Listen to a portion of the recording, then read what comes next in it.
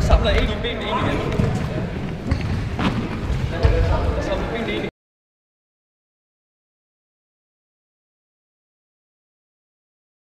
Meget i min rygsøjle, som jeg fortalte før. Den hedder her. Og rundt. Den hedder forop her. Og kraftstræk rundt. Okay. Har man nu gymnaster, som ikke magter et kraftbræk endnu, så er der ingen grund til at køre rundt i kraftbrækket. Så er det simpelthen bare stadigvæk fokus på forhoppet, på at få svunget benene, og så bare rundt til ryggen. Okay? Så nu kan det være rigtig lækkert, hvis du havde noget lidt mere blødt at lande i. Det tror jeg godt. Så hedder den sådan cirka sådan her. Her. Ramsen til. Og det er bare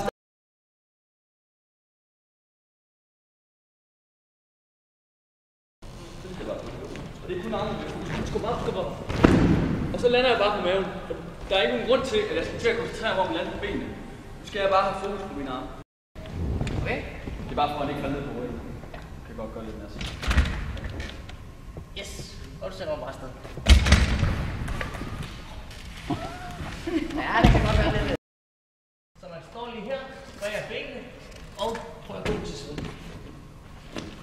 Lander meget, det her. Hele tiden armene der. Første øvelse. Anden øvelse. Står man egentlig bare her.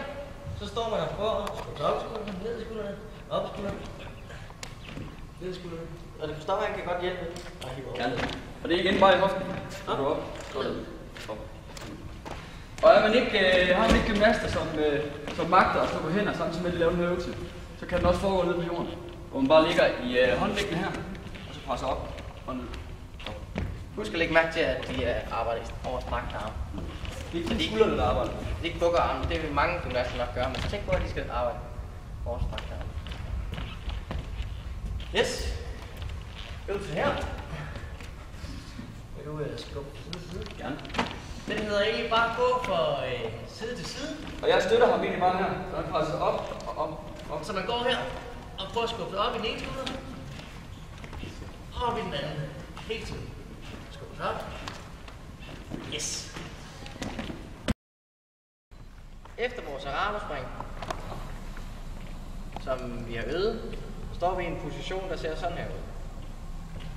Den samme skal vi arbejde ud fra, når vi laver vores indgang til vores splitflak. Ved at vi har den her position, inden vi går over til vores splitflak, har vi meget mere at trække med igennem vores arme. Så det bliver ikke en flikflak, der har man armene helt ind til ørerne. Det gør man også i en whipback, men så bliver det lige trukket derude. Og så tager man den ned igen og står i den.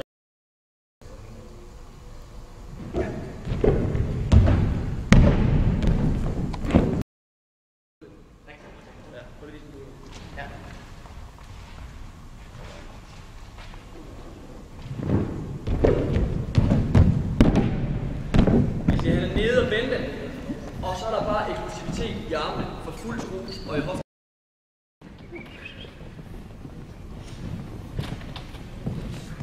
Så ud i det ukendte nu, og så bliver det ellers bare ført. Og det er bare med en hånd på lænden igen og en op på benet. På baglåret. Den der er under min højde, den har nok rigtig meget ud af den her. Så jeg kan bare lige presse på benet også, for at hjælpe over. Men det er vigtigt, det er utrolig vigtigt, at det her med, at de får presset hoften her. For ellers så smadrer man det. Ja. Presset hoften fremad. Skub den fremad.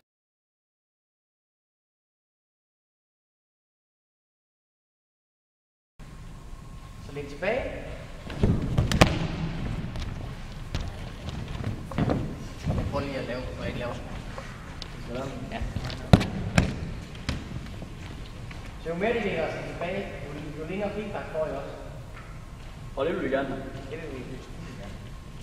Nu laver jeg ikke så meget sukker, jeg måske lige en smule i den her. Sådan skal man tænke det lidt. Gå op på hænder.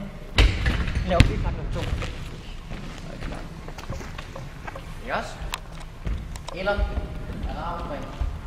En der står i den rigtige position og trække til feedback. Og der er lige, det er lige et skridt op til langt. Er den, man kan også godt splitte lidt mere op, hvis det er, at man gerne vil se væk fra det her ved hoften, men bare vil fokusere på sit armtræk og sin hofte. din mere hofte udstrækning på flikflanken. Så står vi simpelthen bare her. Gå ned her.